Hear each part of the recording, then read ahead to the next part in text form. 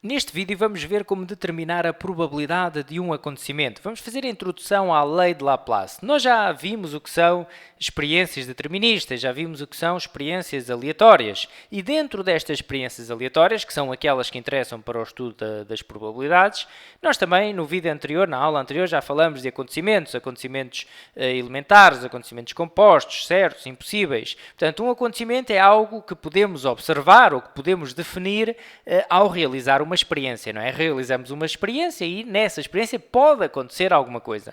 E agora interessa saber como determinar a probabilidade de determinado acontecimento ocorrer. Bom, para isso vamos aplicar a lei de Laplace, mas cuidado, ok? Portanto, para determinar a probabilidade de um acontecimento A, eu estou aqui a representar um acontecimento qualquer por A, ok? Utiliza-se a lei de Laplace, mas desde que os acontecimentos elementares sejam equiprováveis, ok? É verdade que, então, para determinar a probabilidade de um acontecimento qualquer, utilizamos a lei de Laplace, desde que os acontecimentos elementares sejam equiprováveis. Bom, esta última parte da frase é muito importante, os acontecimentos elementares serem equiprováveis. O que é que será isto, ok? O que será isto? Eu vou até reservar no final do vídeo, na parte final, para salientar melhor portanto, este conceito. Vou reservar alguns minutos para esclarecer o que é que são acontecimentos elementares e quando é que são equiprováveis ou não, ok? Para já vou continuar a apresentar então a lei de Laplace e no final falaremos disto mais ao pormenor. Vamos então fazer um pequeno exemplo. Para isso vou escrever aqui como é que aplicamos então a lei de Laplace. O que é, na realidade, na prática, a lei de Laplace. Diz o seguinte, portanto, a probabilidade de um acontecimento A, lá está, um acontecimento qualquer A, é igual ao número de casos favoráveis a esse acontecimento. Portanto, este cardinal aqui atrás quer dizer que estamos a falar do número de casos que são favoráveis nessa experiência a acontecer o tal A, a dividir pelo número de casos possíveis dessa experiência. Portanto, nós realizamos uma experiência, essa experiência terá um determinado número de casos possíveis, é tudo o que pode acontecer na experiência, então dá o número de casos possíveis, se fizermos esta divisão, portanto, se dividimos os casos que são favoráveis ao acontecimento A por todos os casos possíveis, então temos a probabilidade desse acontecimento, ok? E isto é, então, a aplicação da lei de Laplace. Vamos ver um pequeno exemplo, um exemplo muito fácil e intuitivo, apenas para percebermos melhor aqui a aplicação da lei de Laplace, ok? Lá está. O exemplo típico no lançamento de um dado equilibrado e numerado de 1 a 6, qual a probabilidade de sair par? Lá está, diz aqui que o dado é equilibrado, então iremos ver até mais daqui a pouco. Estamos de acordo com a lei de Laplace, com o facto de os acontecimentos elementares serem equiprováveis, porque se o dado é equilibrado, isso irá acontecer, ok? Eu já falarei então melhor desse assunto.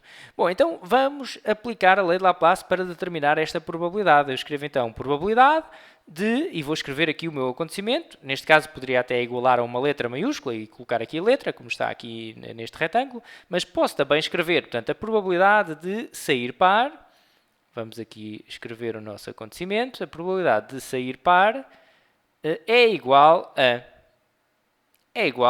ao número de casos favoráveis a dividir pelo número de casos possíveis. É o que eu aqui vou fazer. Bom, então eu vou começar a contar. Eu vou até começar a contar pelos possíveis, porque geralmente os casos possíveis são mais fáceis de contar. Os favoráveis, não é o caso deste exercício, que é um exercício simples, mas em exercícios mais complexos, os casos favoráveis serão mais difíceis de contar e, portanto, eu até aconselho, começamos a contar pelos possíveis e, entretanto, entramos no problema, não é?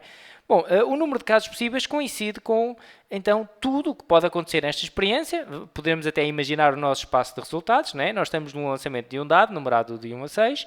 O que pode acontecer, em termos de observar o número que sai, é sair o 1, o 2, o 3, o 4, o 5 ou o 6, não é?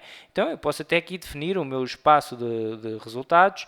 Será o 1, o 2, o 3, o 4, o 5 e o 6. Bom, mas o que me interessa aqui é quantos elementos é que tem o espaço de resultados. Quantos são? Quantos casos possíveis é que eu tenho? Bom, e os casos possíveis são então 6, não é? São 6 casos possíveis. Podem sair qualquer um destes resultados.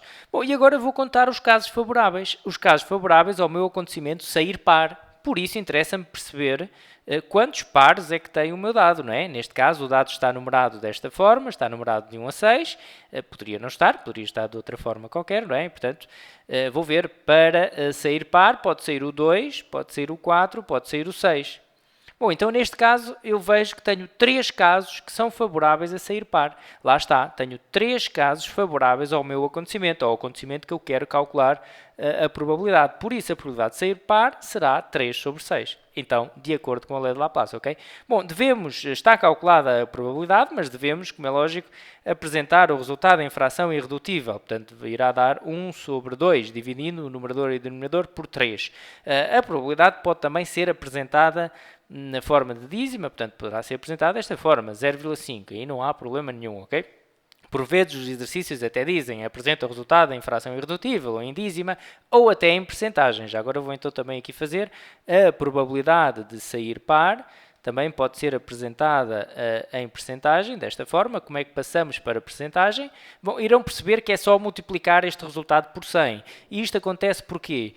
Vem da regra 3 simples. Eu vou aqui fazer muito rapidamente e depois nem precisamos estar sempre a fazer a regra 3 simples. Basta multiplicar por 100 quando queremos obter a percentagem. Ou então, se temos percentagem e queremos o valor de probabilidade, o valor numérico real, não é?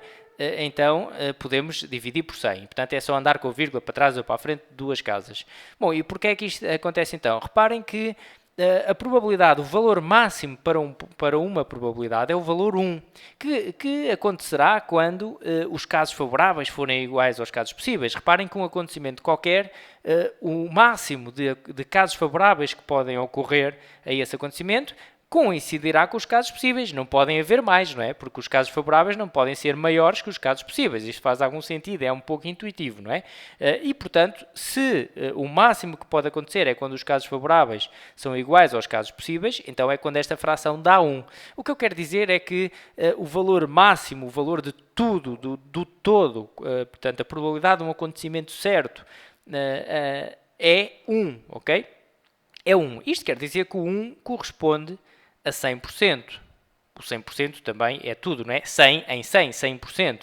Por isso, o 1 em número real corresponde a 100%. Logo, podemos calcular qualquer valor. Neste caso, queremos o 0,5. Então, coloco deste lado o 0,5, coloco aqui o meu x e faço a regra 3 simples. Mas agora, reparem o que vai acontecer. Fica 0,5 vezes 100 a dividir por 1. E reparem que nós vamos sempre dividir por 1, porque a nossa relação pode ser sempre esta, de 1 para 100%. E por isso vamos estar sempre a dividir por 1. Portanto, basta multiplicar por 100, não é? Por isso eu disse há pouco, basta multiplicar por 100, ficaria então 50%. Bom, então agora dedicando aqui alguns minutos a esclarecer melhor esta situação. Os acontecimentos elementares serem equiprováveis. O que é que isto quer dizer? Eu vou voltar ao exemplo do dado, mas antes de esmiuçar um pouco mais esta situação, deixem-me só dizer que poderão, no vídeo anexo a esta aula, o vídeo teórico 2, ver dois exemplos que eu vou fazer de cálculo de probabilidade, onde os acontecimentos elementares não são equiprováveis, porque neste momento podem estar a perguntar, bom, então e se não forem equiprováveis, como é que eu faço? Então vejam nesse vídeo, porque tem lá então dois exemplos, ok? Vamos ver o que é a lei dos grandes números nesse vídeo e vamos também ver uma situação que pode ocorrer. Bom, então reparem, estamos num dado. Se um dado que tem as faces, tem 6 faces, não interessa agora se estão numeradas, ou se estão pintadas, ou se têm letras, isso agora não interessa. Um dado que tem 6 faces. Se todas essas faces tiverem a mesma possibilidade de ocorrer, se for igual para todas, então dizemos que os acontecimentos elementares são equiprováveis. Reparem, equiprováveis vem de equivalente, não é? Portanto, é quando os acontecimentos elementares são aqueles acontecimentos, também já vimos na aula anterior, que englobam apenas um elemento do espaço de resultados. Portanto, num dado, o que eu tenho é 6 faces, e essas 6 faces, cada uma delas, será um acontecimento elementar. E se eu digo que esses acontecimentos elementares, se essas 6 fases têm todas entre si a mesma possibilidade de ocorrer ao lançar o dado, então dizemos que os acontecimentos elementares são equiprováveis. Se, por outro lado, vamos imaginar que existe um dado viciado, um dado em que alguma aresta ou algum vértice está de alguma forma limado ou está viciado de forma a fazer com que uma determinada face ocorra mais vezes do que as outras, ou menos vezes. Bom, então, os acontecimentos elementares, nesse caso, já não são equiprováveis, porque existe uma das faces que tem mais ou menos possibilidade de sair do que as outras, ou mais que uma até, ok? E por isso é que é ser equiprovável ou não. E agora deixo aqui uma questão para possivelmente me tentarem responder, supostamente, não é? Eu vou lançar aqui um dado, digamos, definir aqui as condições de um dado e queria que me dissessem se poderiam ou não aplicar a lei de Laplace. Então, eu tenho aqui um dado e este dado tem então 6 faces E eu vou assumir, vou dizer que essas 6 fases têm a mesma possibilidade de ocorrer. Portanto, a possibilidade de sair cada uma delas é igual para todas. Bom, mas esse dado está numerado de uma forma algo diferente. Portanto, esse dado tem 3 vezes o número 1, portanto, o número 1 aparece em 3 fases, depois tem o número 2, o número 3 e o número 4. Lá está, dá 6, não é? Se o número 1 aparece em 3 fases, depois tem o número 2, o número 3 e o número 4, temos 6 fases preenchidas. Bom, e eu pergunto, então, posso aplicar a lei de Laplace nesse dado ou não? Bom, e a resposta a essa pergunta é, claro que posso. Posso aplicar a lei de Laplace. Eu estou a dar este exemplo apenas para distinguir entre aquilo que é um acontecimento elementar e aquilo que não é. Portanto, quando eu disse que todas essas fases, todas as 6 fases têm a mesma possibilidade de sair, já estou a definir que portanto, que é uma experiência equilibrada em que os acontecimentos elementares são todos equiprováveis, ok? O facto de o 1 aparecer mais vezes quer dizer que a probabilidade de sair o 1 é superior à de sair o 2, ou o 3 neste caso, ou o 4. Mas o que acontece é que o acontecimento sair o número 1 não é um acontecimento elementar. Reparem que se eu fosse escrever o espaço de resultados deste dado que referi, eu teria que escrever 3 vezes o número 1, não é? O número 1 de uma fase, o número 1 da outra fase, o número 1 da outra fase, depois o 2, o 3 e o 4. Este espaço de resultados tinha também 6 elementos. E por isso, sair o número 1 não é um acontecimento elementar. E portanto, quando vemos que essa probabilidade é diferente dos outros, isso não entra em contradição aqui com esta condição de que os acontecimentos elementares têm de ser equiprováveis, ok?